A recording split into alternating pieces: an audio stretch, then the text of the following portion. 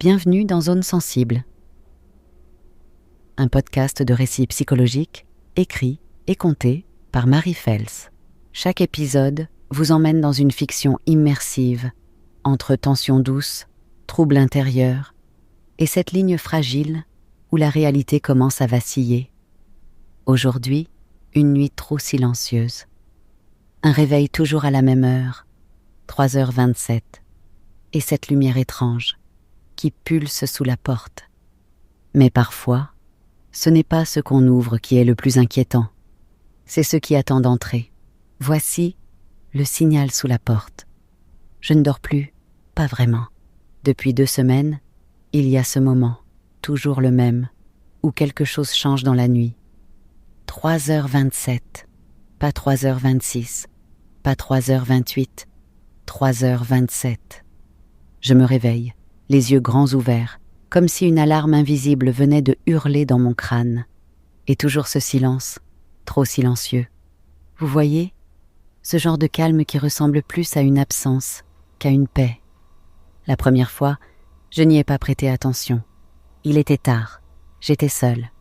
J'ai cru avoir rêvé. Mais la deuxième nuit, j'ai vu la lumière. Une ligne, une toute petite ligne de lumière blanche, fine comme un cheveu, qui vibrait sous ma porte d'entrée. Elle ne venait pas de l'extérieur. Pas de lampe dans le couloir, pas de voisins éveillés. C'était comme si quelque chose émettait de l'autre côté, une pulsation, une attente. Je suis restée figée dans l'ombre de ma cuisine, pieds nus sur le carrelage froid, à fixer cette ligne blanche qui battait comme un pouls. Un pouls qui ne m'appartenait pas. La nuit suivante, j'ai gardé mon téléphone dans la main. 3h27. Exactement. La lumière est revenue. Un peu plus forte, un peu plus proche, presque vivante. J'ai filmé, j'ai zoomé, et je n'ai rien vu. Sur la vidéo, noir total, pas une lueur. Mais moi, je la voyais. Elle était là. Et elle m'appelait. Je n'ai pas ouvert. Pas cette nuit-là. La 4e nuit, j'ai déplacé la commode devant la porte. Un meuble lourd, en bois massif, hérité de ma mère. J'avais honte. C'est ridicule, non? Peur d'une lumière, peur d'un signe. Mais j'avais mal au ventre, une angoisse sourde, comme si mon corps savait quelque chose que ma tête refusait encore. 3h27, elle était revenue. Et cette fois, elle bougeait.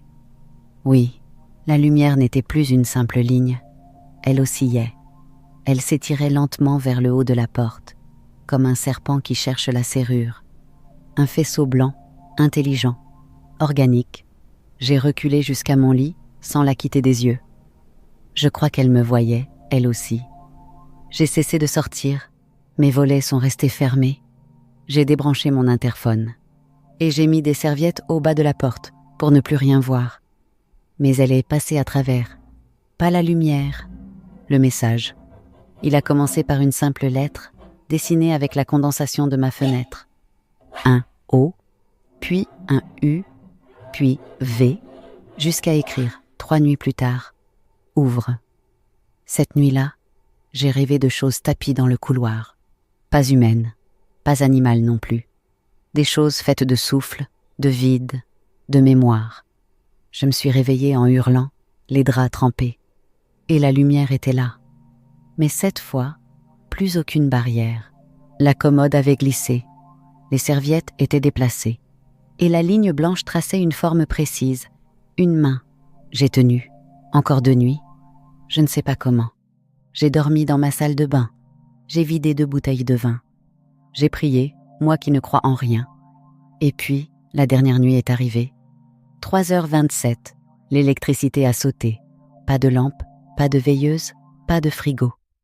Tout s'est arrêté, même le bruit du dehors, même le vent, même moi, et la lumière est revenue. Sauf qu'elle venait de l'intérieur de l'appartement. Elle était déjà là, je n'ai pas crié, je ne pouvais plus. J'ai juste attendu, recroquevillée, face à ma propre porte d'entrée, en silence, en larmes. Quand le jour s'est levé, tout avait disparu. Plus de lumière, plus de traces. Rien, sauf une chose. Un petit objet posé au sol, juste devant la porte, là où il n'y avait rien. Un vieux téléphone, à clapet, noir. Écran éteint. Je l'ai ramassé. J'ai appuyé sur le bouton. L'écran est resté noir. Mais il a vibré une fois, une seule fois. Puis j'ai entendu une voix. Dans ma tête, dans l'air, dans les murs. Elle a dit « Tu m'as enfin laissé entrer ». Vous venez d'écouter Le signal sous la porte, un épisode du podcast Zone sensible, écrit et conté par Marie Fels. Certains signes ne s'expliquent pas, ils s'imposent, et parfois, ce qu'on croit tenir à distance est déjà là, tout près, dans l'ombre, en attente. Si cet épisode vous a troublé, partagez-le, notez-le, ou laissez simplement la nuit refermer la porte. À très bientôt, dans Zone sensible.